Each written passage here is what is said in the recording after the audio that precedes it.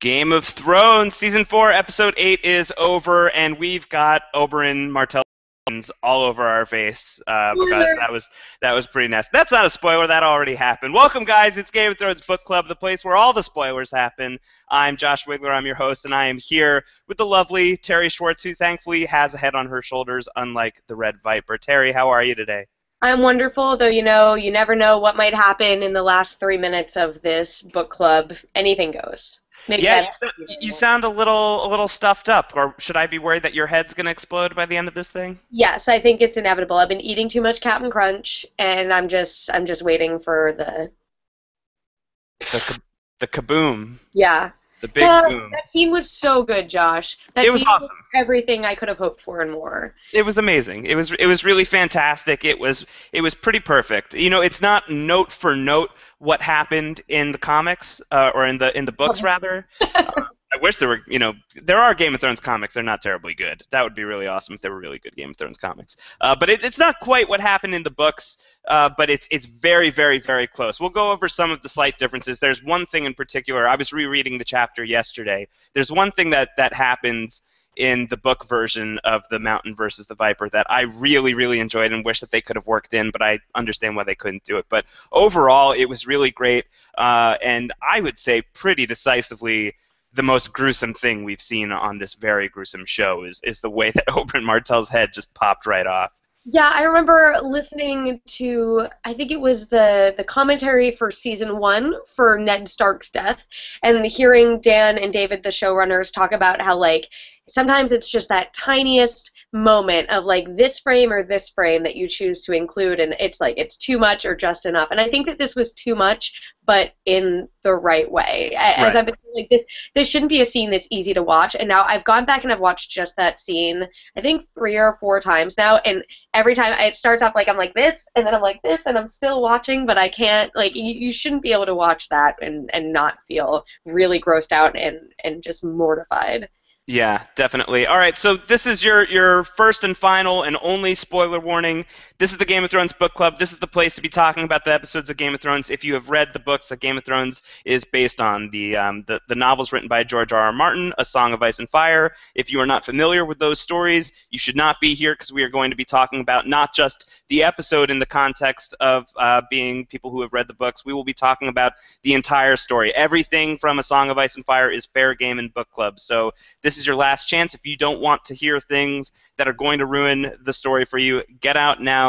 Otherwise, hey, you're here, and we can now start talking about spoilers. And just really quickly, one of the things this isn't even what I was talking about with what I'd really missed from the Red Viper Mountain Duel, but Avery Gordon is live with us in the chat room right now, and he just said, I really wish that they had kept Tyrion throwing up at the end of the battle, which is something that is in that chapter. But there's also Tyrion before the trial by combat begins. He gets to eat a nice fat breakfast, so he has kind of his final meal almost before the fit hits the shan, and he barfs it all up at the end of watching Oberyn's head just get smashed to bits with a quote unquote sickening crunch, is how George Martin describes it in the books. So I would have liked to have seen that too. The thing that I was really bummed that we didn't see is once the Red Viper starts really goading the Mountain in the books, the Mountain starts losing control and starts swinging madly, and he tries to slice down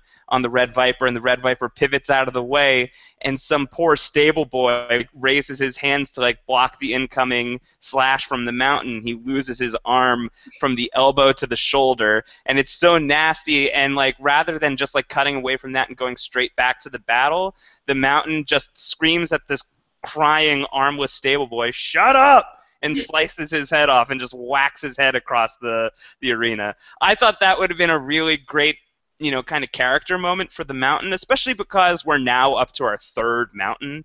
It's to the point that I don't even know the name of the actor who's playing the Mountain at this point. If you did, you wouldn't be able to pronounce it. It's like Halfbor Julian. Yeah. Smorgasborg the Mountain is what we will call him, and he's fantastic. I really liked him. I think that he's my favorite Mountain of the three. I really did like the first Mountain though. Second Mountain, whatever. I think this guy's really good. I think that would have given him a really great character moment. I think that would have been something that would have been pretty awesome to see. But if that's really my one complaint, then I think they did a pretty damn good job here.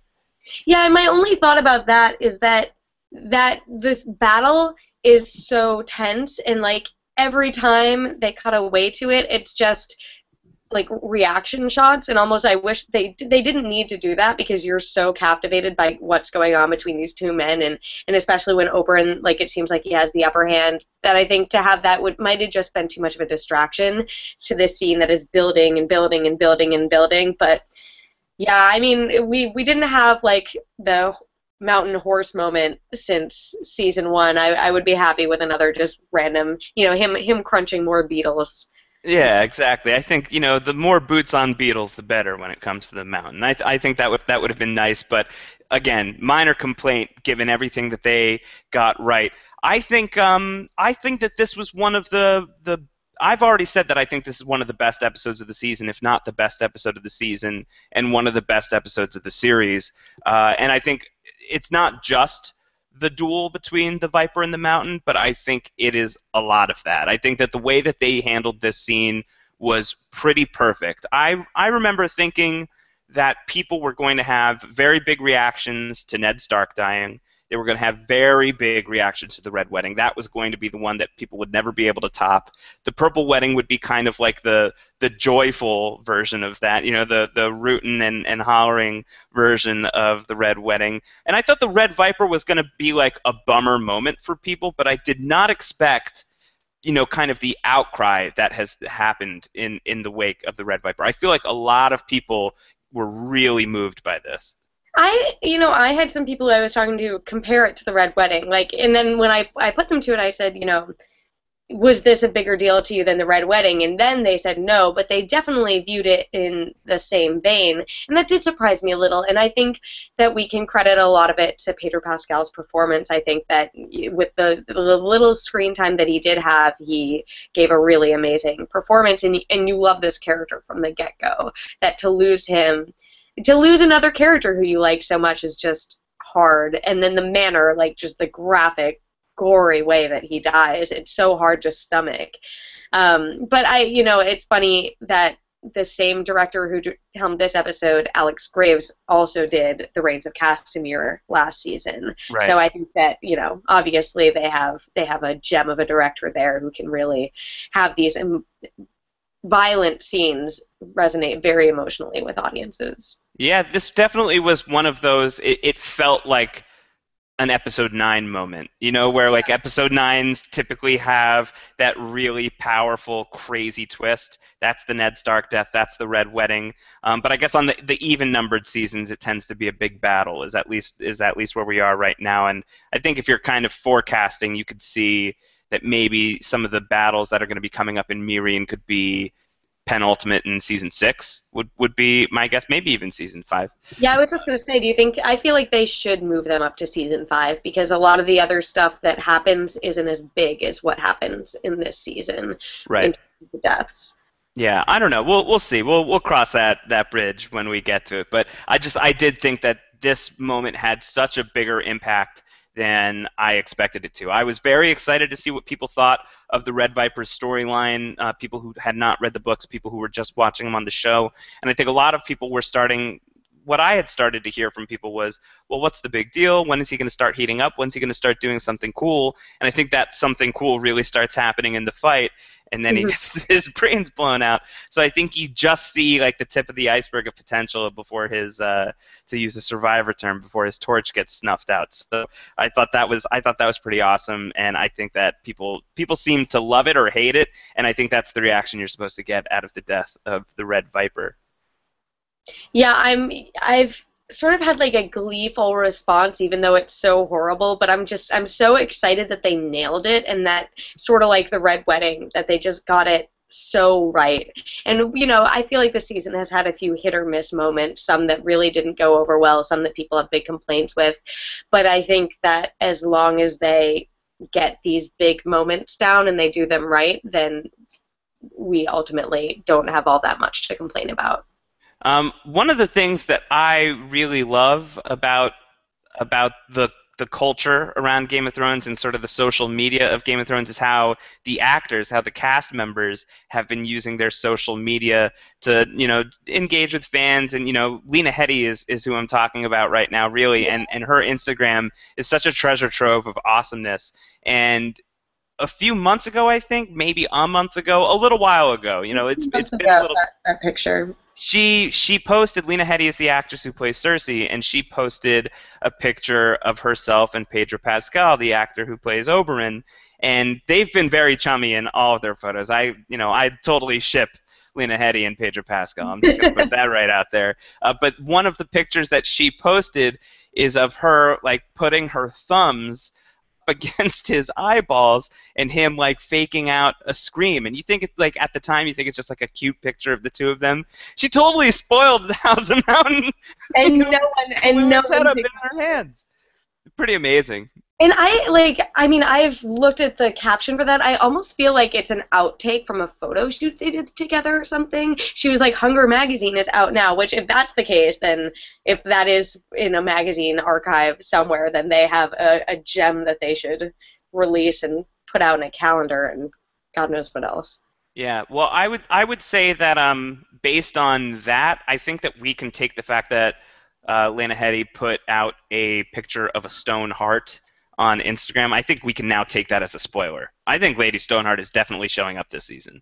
I really don't think that she knows what Lady Stoneheart is. Lena Headey has not read the book. She's been very open about that. Yeah, but she knows Michelle Fairley, and she knows if she's back on the show or not. Michelle Fairley knows that Lady Stoneheart is the name of that character. I'm sure she knows when Madeline comes back, but they aren't as invested as we are. And maybe it is a spoiler, but I think more likely than not, that it's not, and I think if Lady Stoneheart doesn't show up this season, people are going to be really mad at Lena, and it might not necessarily be her fault. I think that's definitely true. I will be very pissed off. I think it's a great case of epic trolling. So I think that she is trolling us, and I think that we're going to get some Lady Stoneheart by the end of the season. So yeah, another question coming in from the chat room, once again from Avery Gordon. I don't get why they left out the scene where Oberyn tells Tyrion of his plan with Myrcella. They really have kind of not really highlighted the fact that Myrcella Lannister or Baratheon rather, is in Dorne. Were you surprised that they kind of left that on the table, or do you think that's not going to be that much of a big deal going forward? Obviously, when we talked last week for last week's book club, we covered the fact that a lot of people from Dorne are going to be in the picture in season 5, so you have to imagine this is going to be a big deal. I just don't understand why they wouldn't have brought it up now. I think that they're probably going to offset that and have it be Prince Doran more than it, and maybe they'll bring it up in retrospect that was part of Oberyn's plan, but I think that they're probably going to save all that Myrcella stuff. They had to reintroduce Tommen this season already, and they did bring up, Myrcella being in Dorne when Cersei presents the boat that she wants him to send to her. But I think that we're going to see Myrcella be a big part of next season, and they'll probably save that there. The same reason that they didn't introduce Jojen and Mira when they were supposed to chronologically in the show, and they just saved it for next season when it'll all be in one place and people who aren't as invested as we are can just concentrate on it and watch it unfold in one sitting. Did you catch Varys and Jaime looking at each other during the duel? I didn't catch that. I was too captivated by all the craziness I knew was about to go down. They have a moment? Yeah, they have a moment. There's a moment. I think it's either right before the Red Viper is totally toast or right after he's totally toast. I have to go back and look. But Varys and Jaime trade a look where they're like, well, I guess we go to Plan B. Yeah. I can't. I'm so excited that we're gonna have people are gonna have to sweat for a week. That you're not gonna find out what happens to Tyrion, and I'm assuming until that last episode, because I really think that the fact that they're bringing Neil Marshall in for the Watchers at the Wall, that's just gonna be the battle. It's gonna be like Blackwater. That's gonna be the whole episode. They're gonna go all out. They're gonna spend all their money on it, and then we're gonna catch back up with King's Landing in the finale. I think that people are guessing what's going to happen, but what actually happens is not going to be what they expect. And I can't wait to see Shay die, and I can't wait to see Tyrion die, and I can't wait to see the escape, and I'm so excited. What do you think when all is said and done? Which of the major deaths is going to get the most play this season? And good God Almighty, if you are listening to this and you do not know what is coming up, I'm about to drop some spoilers. So what do you think? It's Joffrey, it's the Red Viper, it's Shay, it's Ygritte, it's Tywin. Of those, who is going to be the biggest jaw dropper in the fandom? I would put money on. I would have put money on Tywin back in the day, but this Viper backlash was pretty big. Yeah, I think it's going to be the Red Viper because it's just so sudden, and it's even if going in you're like, oh, he might lose, you think he's going to win in that moment, and then it's like 15 seconds before he's dead. It's all very quick. I think Joffrey, honestly, I think most people have forgotten that Joffrey was even alive at the beginning of this season. I think that it happened and we've all moved past it and we're all focused on what's happening now. We've talked about this before, I don't think that they set up Ygritte well enough this season for that to have the same emotional resonance it might have had last season.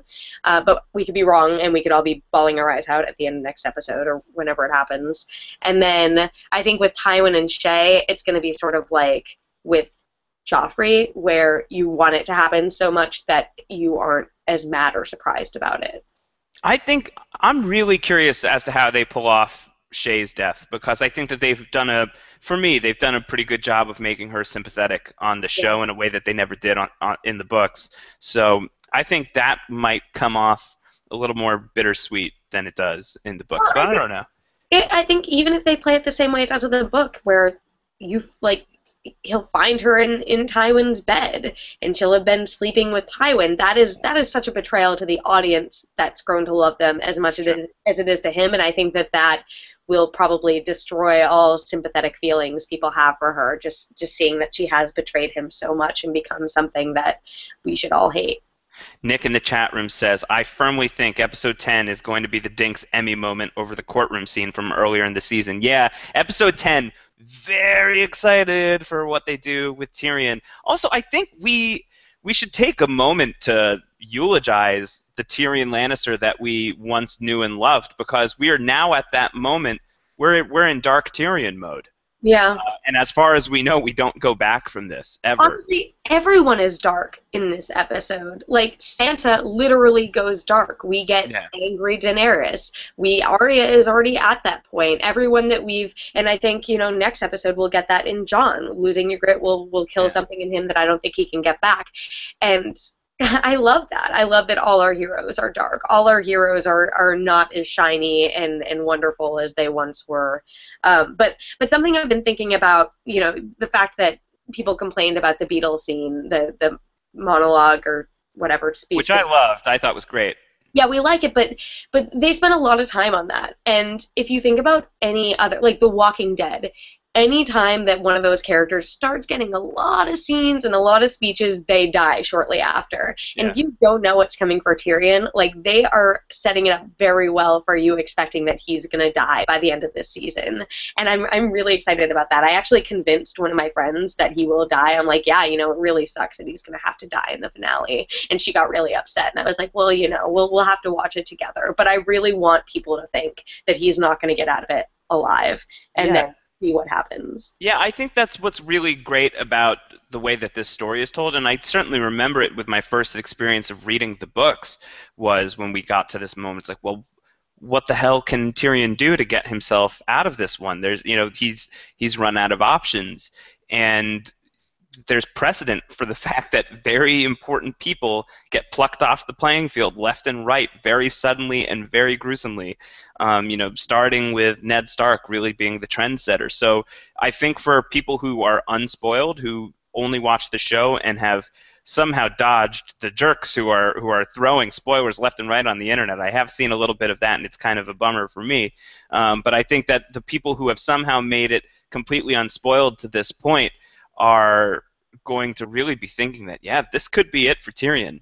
And that's crazy. It's crazy. It's almost unfathomable to imagine this story without Tyrion Lannister, and yet there are people right now who are kind of struggling to figure out what that landscape might look like, because it's the likeliest scenario right now. Right.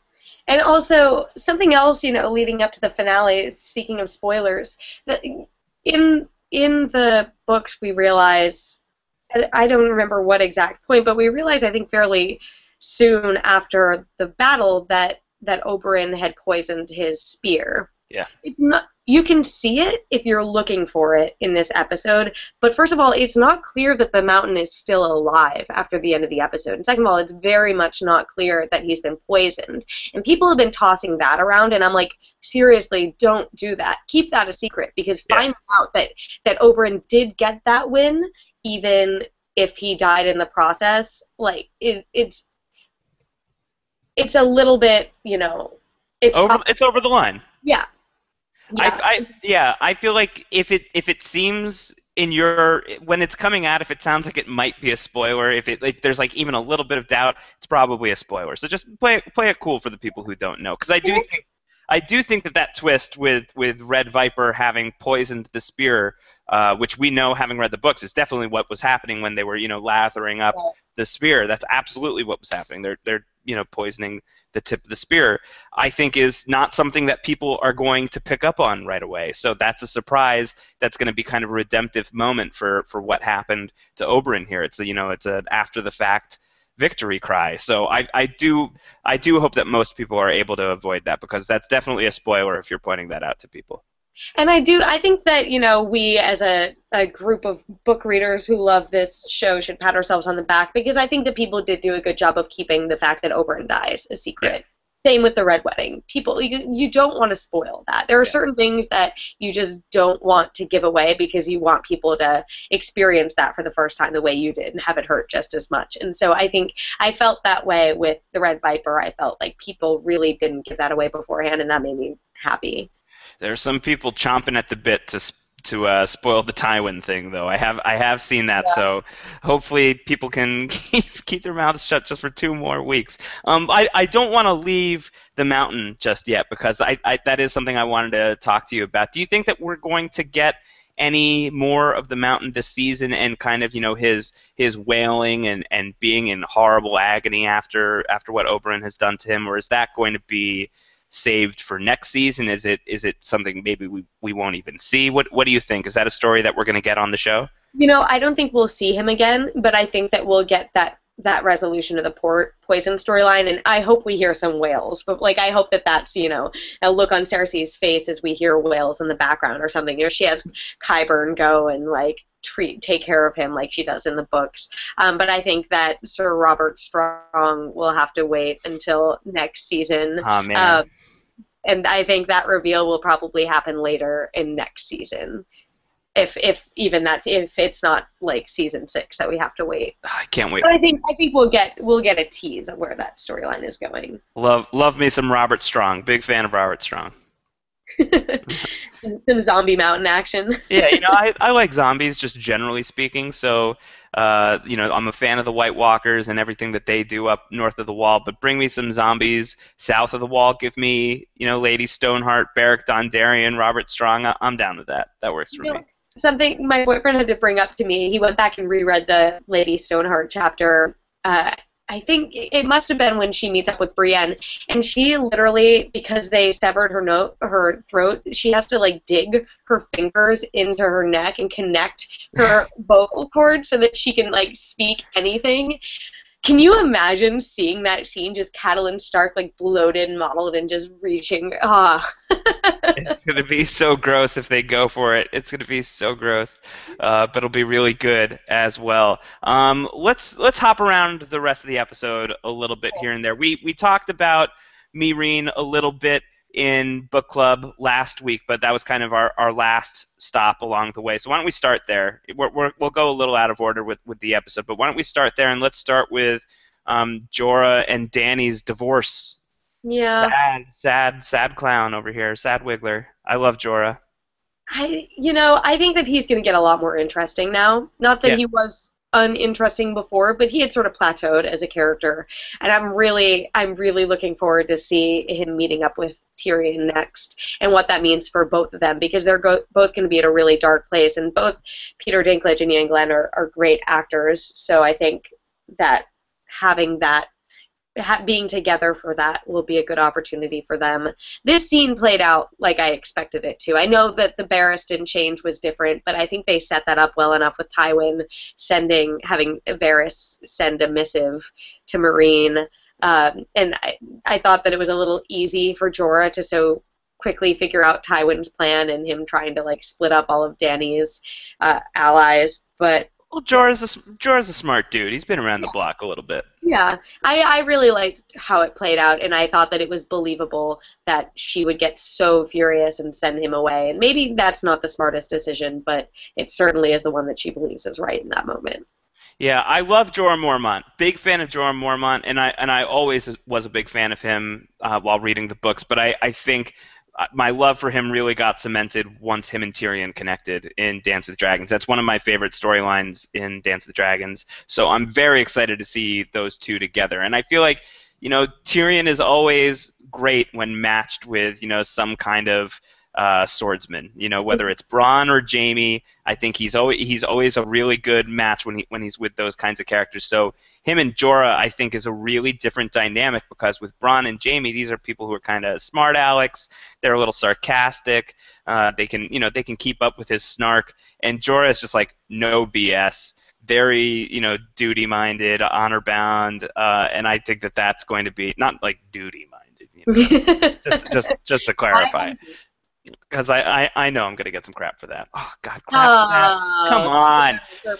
Come on. Anyway, sorry, everybody. But yeah, no, you know how Jorah is. He's just a little bit of a stick in the mud, and he's just he's very serious. He's all business. So I think getting that dynamic with Peter Dinklage's Tyrion is going to be a ton of fun. I think is going to be fun. And right now, Ryan in the chat room just says, no Penny, though. That was a question I was going to ask for you. Do you think that we are going to see Penny in season 5, or do you think that's a character that we will lose? I could see that ending up a little cartoony in the show, but I think that I think it's about time. I think what's so important about that storyline in the books is that Tyrion, always felt that he was the imp, but he never was stuck like in a dwarf's place in the world until he was teamed with Penny. And they could have set it up in that, it's supposed to be it's either her brother or her like lover who she's traveling with who dies. Right. He performed at Joffrey's wedding. So they could have that connection again. I wouldn't be upset if they cut Penny out, but I do think that it's an interesting evolution of Tyrion's storyline in Dance, because she was so annoying as a kid. The one I was going to say, like, I try not to be a stickler for certain specific smaller scenes, but I really, when we meet up with Jorah again at that tavern, I really want him to have, like, a Daenerys look-alike prostitute sitting on his lap who he's, like, making out with or whatever, like I have in the book, because I love that. I love that he still needs to have, like, another Dany in his life, even when he gets separated from her. I think the one thing with that is, actually, no, I'm going to take that back. I was going to say that I don't think that on the show they've done a clear enough job of kind of making Jorah's true feelings for Dany known, but they absolutely have. It hasn't been quite as explicit as in the books when he's, literally trying to make out with her and stuff like that, but in the show, he professes his love and stuff. It's very clear. So yeah. I think, yeah, that would be a great scene. I'm pumped for those two to connect, and I think that that's going to be really good for Ian Glenn. I think getting him in the mix with some other actors is going to be fun, and he's so good as Jorah. He's another one of those actors that Jorah is good on the page, but on the screen I think he's tremendous, and I think it's all the actor, and having him and Dinklage, that's going to be good. That's going to be very good. Yeah, I think he's been with that same group for too long, and I think it's time for him to, stretch his acting muscles a little bit and meet up with some new people. Jess in the chat room says, if they can cut Strong Belwas, they can cut Penny. There has to be a better way to make Tyrion check his privilege. I think that's fair. Yeah. And there's so many characters, and there's so much, there's so much to do in so little time. So I think we could lose Penny. Yeah. I kind of like having like that third dynamic in that group with Jorah, Tyrion, and Penny. So I'd like someone to be in the mix there rather than it just being Jorah and Tyrion.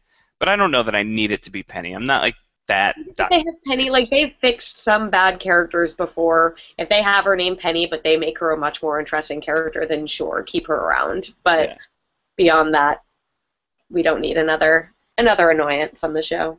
Yeah, I guess I will say, just because we will never have the opportunity to talk about it again, it does it makes me a little sad that we were never able to do the Arstan Whitebeard storyline on the show. I totally understand why we couldn't. That's a Yeah. thing that works in the books that, just visually is not going to work on the show. Even if it goes, this is the argument I've heard from people who are a really, who really advocated for Barristan's secret identity. Those people say, well, the casual show viewer is not going to remember who Barristan Selmy is. Like, no one's going to remember Barristan the Bold, especially if he shows up with a beard and a hood and, all of that. No one's going to remember. But there's going to be, like, at least 5 people are going to know who it is, and they're going to, or, you can check IMDb. You can figure it out. You can connect those dots. So there's really no way to make that twist land on the show the way that it does in the books. So I get why they had to do Barristan the way that they did, and I think that they've done a really good job of integrating him into Dany's storyline. I just, just like I missed Strong Belwas, just like I really wish we had gotten some Strong Belwas, I would have been pretty pumped about Whitebeard being in the mix.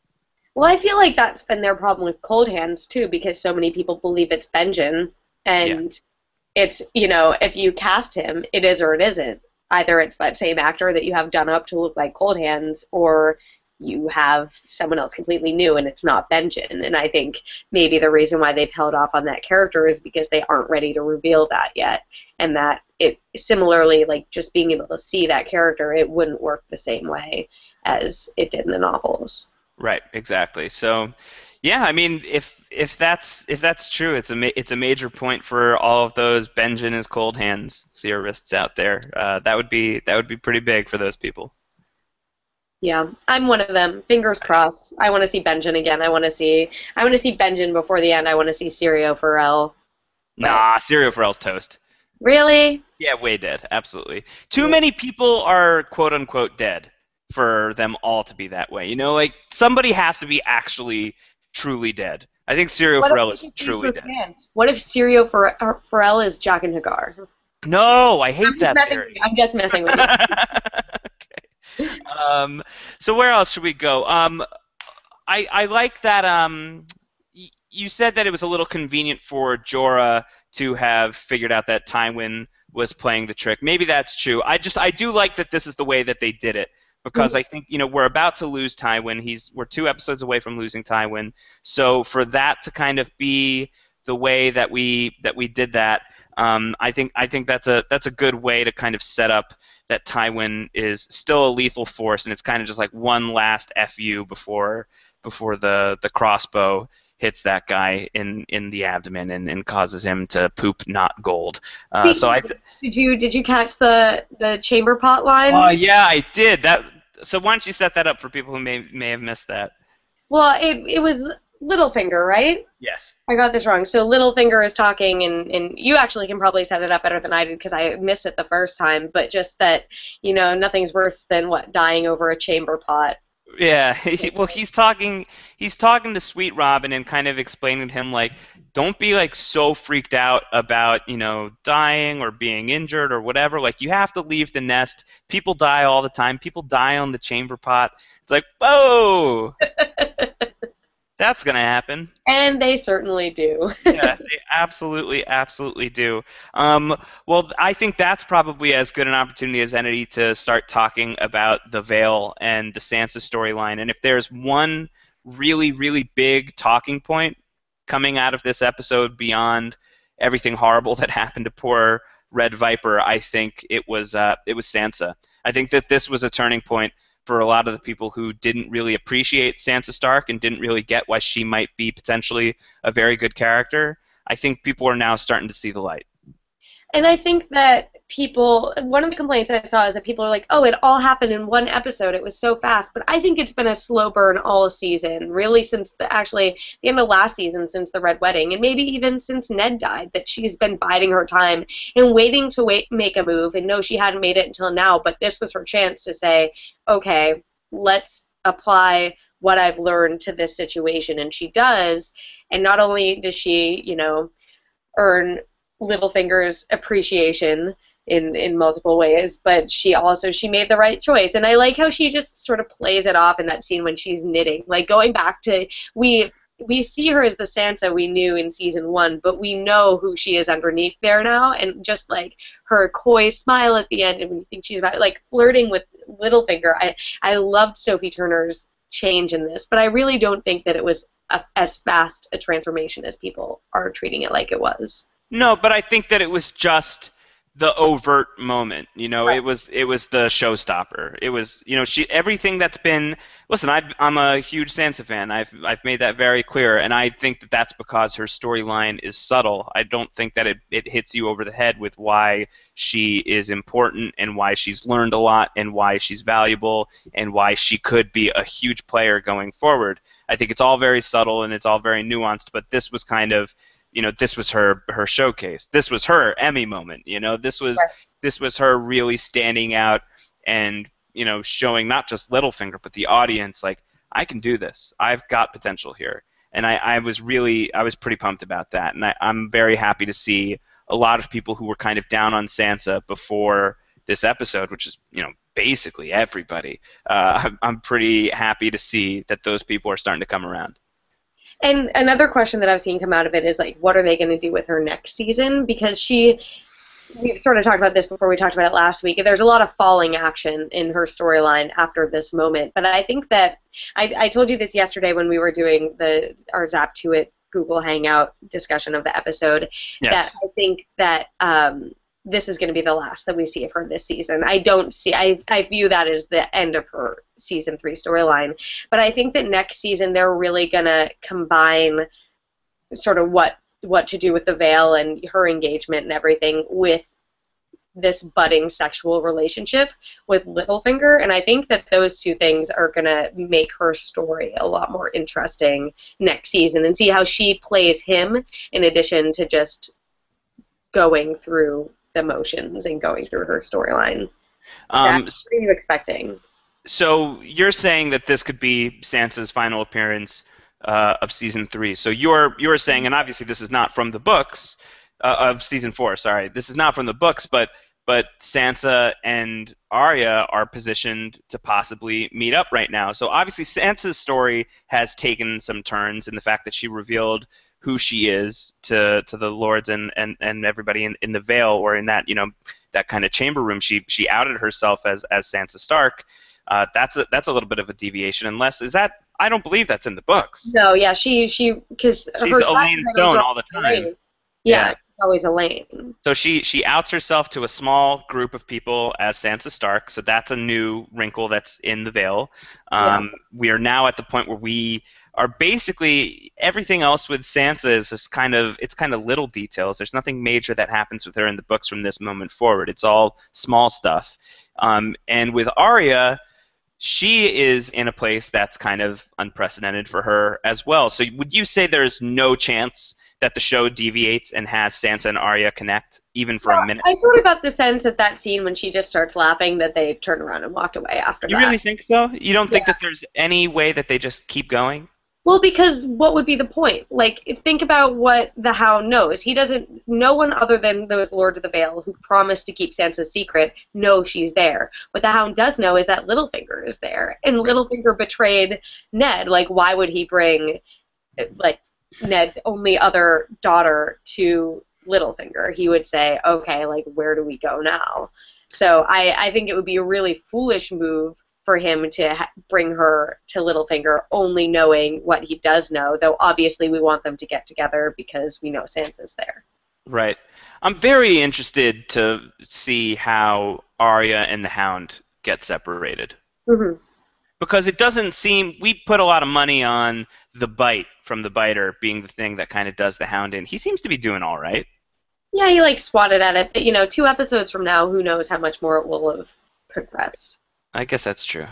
I guess it's possible. Is there any other way? Someone in the chat room a while ago mentioned, what do you think of the possibility that Jaqen H'ghar swoops in and sneaks Arya off to Braavos? No way that's happening, or is that a possibility? I think that it needs to be a decision she makes of her own volition.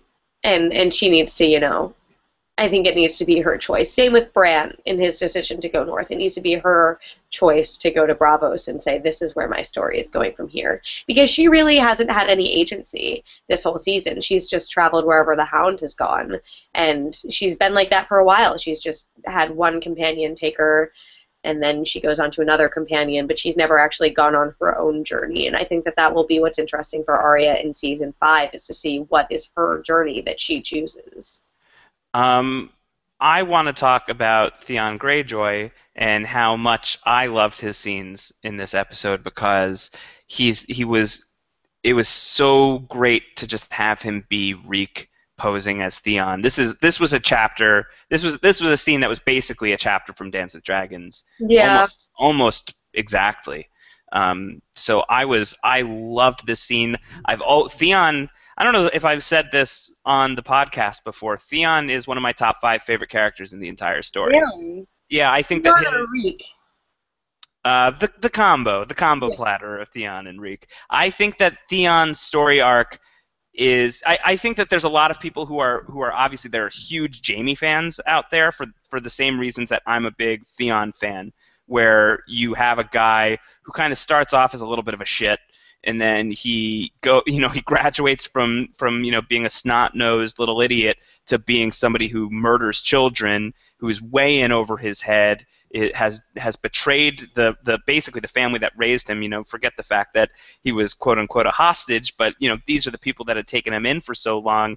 He betrays them. He gets captured, and you're rooting for bad stuff to happen to this guy who has committed these crimes and who's just kind of been an obnoxious brat throughout the entire books up until this point. And then you find out what's happened to him. And once you find out what's happened to him, it kind of takes you, it causes you to check yourself and be like, whoa, I should not be wishing this on anybody, not even Theon Greyjoy. At least that was my reaction out of it. And it causes you to start looking at him as, a weak man. We all have our weaknesses. We're all flawed, and it gives you incentive to stop down and look past the flaws and look at the dude underneath the dirt. And I think that Theon, once he's dismembered by Ramsey and flayed by Ramsey and turned into Reek, becomes such a tragic, compelling character that really, really resonates with me. I'm sure I'm not alone in being one of those people who feels like I've screwed things up in the past. I've had my moments of weakness. I've had my moments of failure, and I've had moments where everybody has rooted against me and I've wanted to come out on top. And I really relate to that in Theon, and I think it's a really, really powerful story.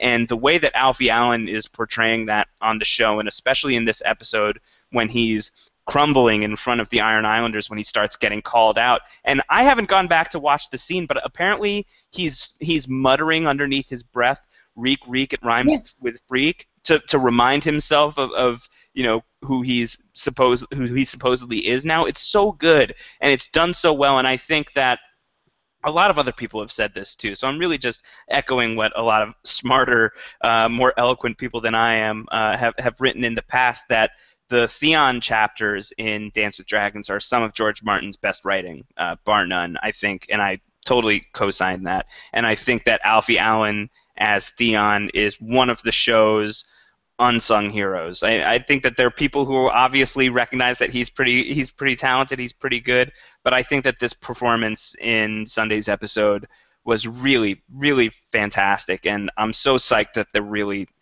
really diving into the Reek stuff, and I can't wait to see where it goes. Well, I think that we're at the point right now where we really need to accept that this character is Reek. It's not Theon anymore. And I've sort of had that problem writing recaps every week, where I'm like, I want to refer to him as Theon, but I've just started referring to him as Reek because it is a different person. And I agree with you. I think that having the juxtaposition in this episode of seeing him as Theon Greyjoy, maybe a whipped dog version of Theon Greyjoy, but still Theon Greyjoy again, and then having him slip into that Reek persona and seeing them both together, it's like, it's really hard to watch. And that is a sign of a great performance. And I think that maybe when Alfie was just playing one or the other, it wasn't as clear what a great portrayal he was giving, but seeing it all together in this episode I was really impressed with him. And I want more Theon, Reek, Ramsey. That, Well, like, it just has me really pumped up. It has me really pumped up for where that story goes next. You know, yeah. now especially with the march to Winterfell, that's now we are getting to that point where all of that stuff is really, really tremendously good. You know, with hopefully we're getting some Wyman Manderley in the mix pretty soon. You know, Well, everything with the fake Arya wedding, I think is going to be really fantastic. And I cannot wait for Reek to become Theon again, for him to realize who he is and remember his name. And I think that Alfie Allen is going to knock that out of the park. yeah. And I mean, I'm glad that if it happens at the end of next season, which I think that would, like, Ramsey's wedding would be a good way to end season 5. Like, if that happens, then to have that 3-season transformation to look back on will just be so great. And I agree, like, I really like how it works in the book, in that you don't see him for 3 books and you hear these or 2 books or whatever, and then he pops up in Dance as Reek. But I think that that's, again, something that would not have been as effective in the show, and I think that the route that they've gone with it has been very effective and a great way to analyze just what this world can do to people and how it can just destroy them. Do you have a theory for what happens to Theon? Like, ultimately, like, do you have any predictions for where he winds up? Game theory? Mm-hmm. I don't. That's not one storyline that I've looked too far in the future. Do you have one? No, I always thought that it would be great to have him up on the wall. I feel like would be good for him. You know, he's certainly close enough physically. He's still in the north. I thought that'd be good. He can't exactly do the bow and arrow thing the way that he used to be able to. Although show Theon could do it. I'd want to see him meet up with another Stark. Maybe Bran. I would love to see him. And they sort of have, like, there's that theory that through the gods. That's a pretty substantiated theory that Bran is speaking to Theon through the Weirwood in book 5. So hopefully we're going to get some of that next season. George R. R. Martin can't take every good payoff away from us. Like, I would like to see Theon have to face a Stark again after he betrayed them so much. I always thought that him and Jon Snow connecting would have been good. I think that's great, but I mean, that's assuming Jon Snow's alive. Yeah. I think Jon Snow is alive, but I also roll my eyes at that scene.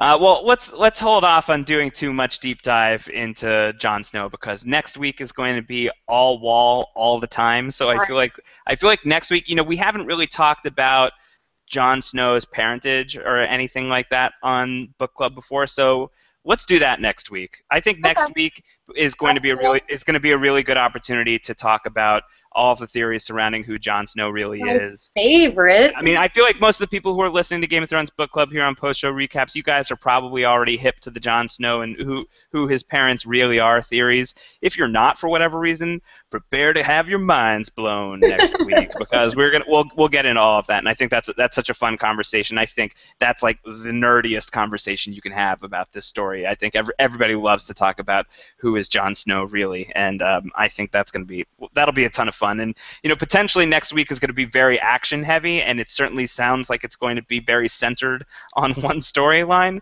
So I was thinking that maybe Book Club next week might be a little hard to do and kind of be diverse, but if we start digging into some of the Jon Snow stuff, I think we can keep ourselves entertained for an hour. So bookmark that for your plans next week. I will say something that's popped up online either yesterday or today. There's this international trailer for that episode that has more footage than what they had in the domestic one. For the Watchers on the Wall? Yeah, and like you get to see some Aurochs in there, like you get to see some more of the giants. It's clear that they've taken all the money that they got from HBO and they're just like pouring it only into this episode. And so I think that it's gonna feel like a movie. I think it's gonna feel like an hour-long movie.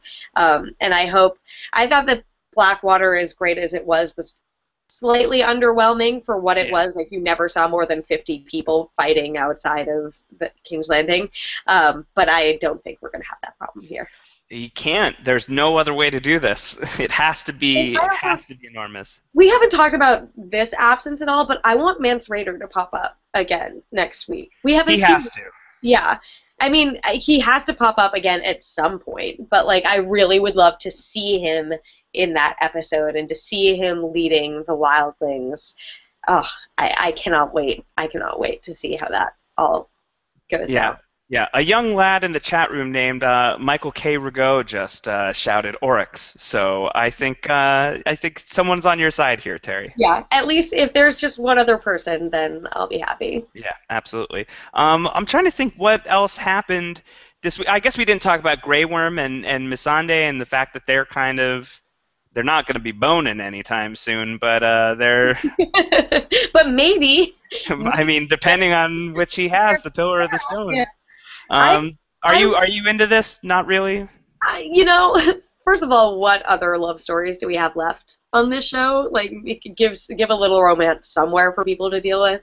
But I think that it's going to help make Dany's story move a little more next season, because there's a lot of stuff that we can get a little down on. There's also the theory that Grey Worm could die. He could replace. I always forget the name of that other. Yeah, there's a member of the Unsullied who Just like does not make it.